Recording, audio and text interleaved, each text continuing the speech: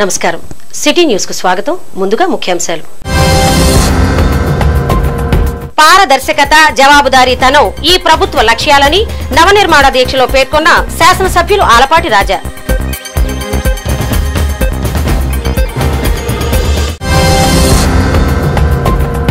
అనారోగ్య కారణంగా municipal chairman పదవికి రాజీనామా చేసిన కొత్తమాసు తులసీదాస్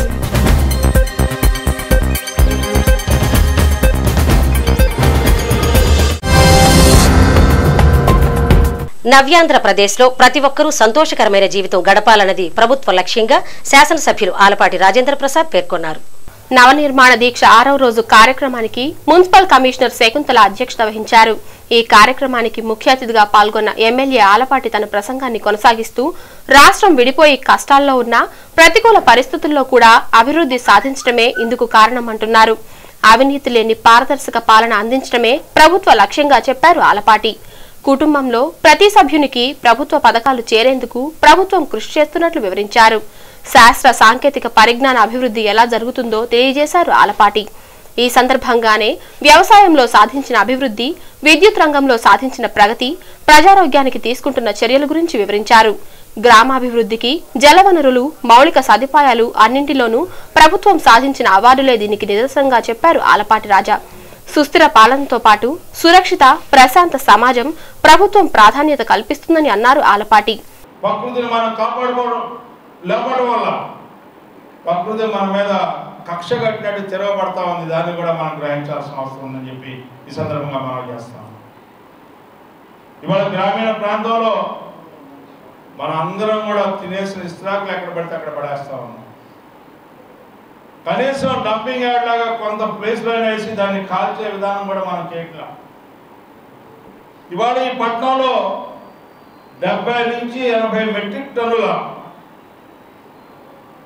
వేస్టేజ్ని మనం బయటికి తీసుకొచ్చి పడేస్తా ఉన్నాం. దాంట్లో 8 నుంచి 10 టన్నుల వరకే గార్బేజ్ రూపంలో దాన్ని వేరే రకంగా ఉపయోగించుకునే దానికి వస్తా ఉంది. మిగతా దీన్ని కూడా ఇవాళ ప్రభుత్వం ఆలోచిస్తూ ఉంది. సాంకేతిక పరమైన ఆలోచనలు చేసి ఈ వేస్టేజ్ని మళ్ళీ రీసైక్లింగ్ చేసే విధానం కూడా తీసుకొస్తా ఉంది. ఇవాళ అదే కానీ సాఫల్యం చెందితే గ్రామీణ ప్రాంతాల్లో ఉన్న ఈ చెత్త చెదారం అంతా కూడా మొత్తం కూడా రీసైక్లింగ్ సిస్టంలోకి వెళ్ళగలిగినట్లయితే మన వాతావరణాన్ని రక్షించుకోగలమని చెప్పి నాటి మనం చేస్తాం. ఎలాంటి ప్రయత్నాలకి నాంది పలుకుతా ఉంది ఈ ప్రభుత్వం అని చెప్పి మీకు మనం చేసుకుంటా ఉన్నా. ఎందుకంటే మన ఆరోగ్యాన్ని కాపాడుకోవాలి. తర్వాత వైద్యం, మనం ఆరోగ్యవంతంగా ఉండాలి. అంతేకాకుండా విద్యా వ్యాప్తి జరగాలి. అందరం కూడా చదువుకోవాలి, విజ్ఞానవంతులు అవ్వాలి. విజ్ఞానవంతమైన సమాజంలో మంచి పౌరులుగా తీర్చిదిద్దబడాలి అనేది ఈనాటి ప్రభుత్వం యొక్క కోరిక. ఈ కార్యక్రమంలో municipal chairperson Kothamasu Tulasidas, special officer Renukadevi, MPDO Srinivasulu, tahsildar Subbareddy, ZPTC Annabattuni Jayalakshmi, Khaleel, Kaveti Samrajyam, Pendela Venkatrao, వేరుమాచినేని Venkateswararao, Quddus తదితరులు పాల్గొన్నారు. మొత్తం రాష్ట్రం అంతా కూడా నవోదయం అనే ఒక కొత్త కార్యక్రమాన్ని రూపొందించడం జరిగింది. ముఖ్యమంత్రి గారి ఆధ్వర్యంలో నాటుసారా రహిత ఆంధ్రప్రదేశ్ ని తీర్చిదిద్దడం కోసం 2014లో నవోదయం అనే కార్యక్రమానికి నాంది పలికారు.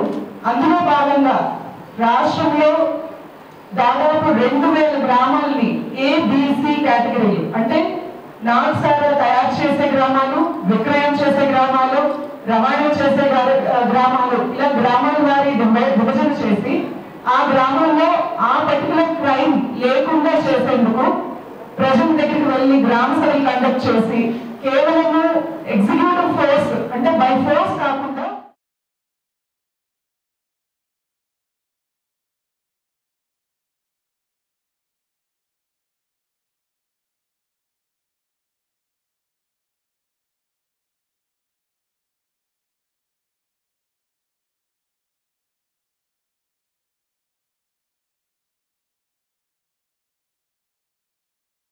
తెనాలి నియోజకవర్గానికి చెందిన లక్ష్మీ పార్వతి అనే మహిళకు ఆపరేషన్ చేయించుకునే నిమిత్తం సీఎం రిలీఫ్ ఫండ్ నుంచి 20,000 రూపాయల చెక్కును ఎంపీపీ సూర్యదేవర వెంకట్రావు చేతుల మీదుగా అందజేశారు.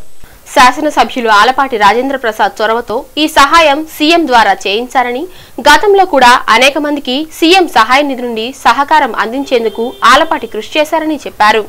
సీఎం సహాయ నిధి నుండి సహాయం కోరిన నెల రోజుల్లోపే మంజూరైన విషయాన్ని ఎంపీపీ ఈ సందర్భంగా గుర్తు చేశారు. మా నియోజకవర్గ ఎమ్మెల్యే ఆలపాటి రాజేంద్ర ప్రసాద్ గారి ఆదేశాల మేర రాష్ట్ర ముఖ్యమంత్రి గారి నారా చంద్రబాబు నాయుడు గారి సహాయ నిధి నుంచి 20,000 రూపాయలు సహాయం చేయడం జరిగింది.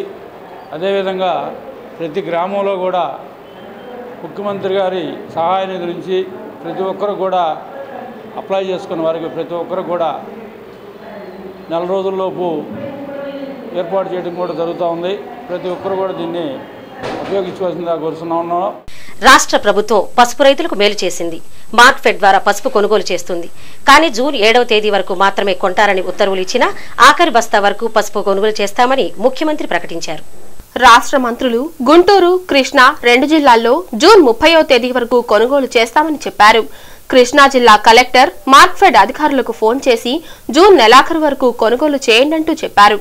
గత నెల 25 నుంచి దుగ్గిరాల యార్డ్లో దాదాపు 15 రోజుల నుంచి కంకిపాడు, వేమూరు కేంద్రాల్లో కొనుగోలు చేస్తున్న సంగతి తెలిసిందే. ఇంకా రైతుల వద్ద సరుకు మిగిలే ఉంది. ఇది కూడా కొనాలంటే తేదీ పెంచడం అనివార్యమే. పెంచుతూ దుగ్గిరాల యార్డ్లో కూపన్లు కూడా ఇచ్చారు. తేదీ పెంచడం అధికారులకు, ప్రజా ప్రతినిధులకు, రైతులకు అందరికీ ఆమోదయోగ్యమే. మార్క్ఫెడ్ అధికారులు కూడా కొనడానికి సిద్ధంగా ఉన్నారు. అందుకే వెంటనే గడువు పెంపు ఉత్తర్వులు జారీ చేయాలని రైతులు కోరుతున్నారు. దుగ్గిరాల, వేమూరు యార్డుల్లో కలిపి గుంటూరు జిల్లాలో 62,337 క్వింటాళ్ల పసుపు కొనుగోలు చేశారు. 2,803 మంది రైతులకు మేలు చేకూరింది. కృష్ణా జిల్లా కంకిపాడులో 15,000 క్వింటాళ్లు కొన్నారు. సుమారు 550 మంది రైతులకు మేలు చేకూరింది.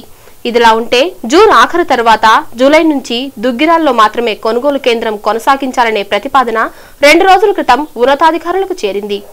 దైవ దర్శనానికి వచ్చిన భక్తుడు 1,50,000 విలువైన ఆభరణాలు పోగొట్టుకున్న ఘటన మంగళవారం జరిగింది. 3 టౌన్ పోలీసుల కథనం ప్రకారం గుంటూరు ఆనందపేటకు చెందిన రావూరి దుర్గాప్రసాద్ మొక్కు తీర్చుకునేందుకు వైకుంఠపురం ఆలయానికి వచ్చాడు. తిరుగు ప్రయాణంలో ఆటో ఎక్కి బ్యాగును పరిశీలించగా 1,50,000 రూపాయలు విలువైన బంగారు ఆభరణాలు మాయమైనట్లు గుర్తించి 3 టౌన్ పోలీసులను ఆశ్రయించాడు. అదేవిధంగా వివాహిత అదృశ్యమవడంపై తెనాలి 3 టౌన్ పోలీస్ స్టేషన్లో కేసు నమోదైంది. పోలీసుల కథనం ప్రకారం చెంచుపేటకు చెందిన రావులకొల్లు వెంకట శివపావని గత నెల 31వ తేదీన రాత్రి ఇంటి నుండి వెళ్లి తిరిగి రాలేదు. గాలించిన ఫలితం లేకపోవడంతో భర్త శ్రీనివాస్ పోలీసుల్ని ఆశ్రయించాడు. సీఐ అశోక్ కుమార్ కేసు నమోదు చేసి దర్యాప్తు చేస్తున్నారు. ఇప్పుడు ఒక చిన్న విరామం.